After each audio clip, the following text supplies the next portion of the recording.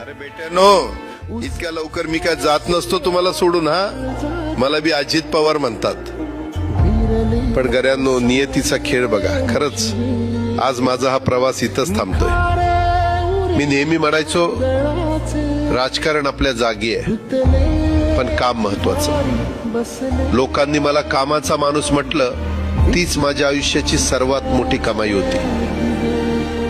आज निरोप घेताना मन खूप जड आहे, पण एक समाधान आहे की शेवटच्या श्वासापर्यंत मी तुमच्यासाठीच धावत होतो. मी तुम्हाला शब्द दिला होता, जोपर्यंत माझे हातपाय चालतात तोपर्यंत तुमचं भलं करण्यासाठी मी झटत राहील. नियती बघा कशी असते.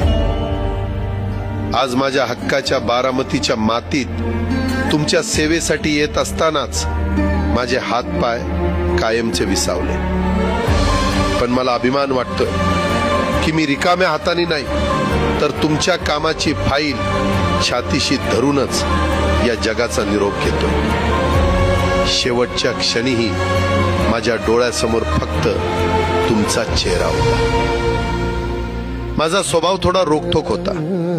कधी कुणावर ओरडलो असेल, कुणाचं मन दुखावलं असेल, पण माझ्या त्या रागामागे फक्त एकच तडफड होती की माझ्या सामान्य माणसाचं काम झालं पाहिजे.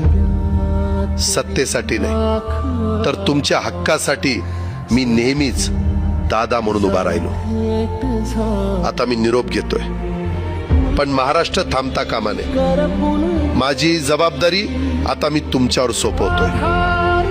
राजकारण करा, पण विकासाची गती थांबू देऊ नका.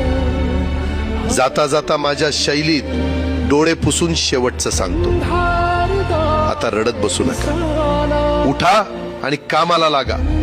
माझा महाराष्ट्र आपल्याला अजून खूप पुढे न्यायचा आहे. तुमचाच कामाचा माणूस अजितदादा पवार.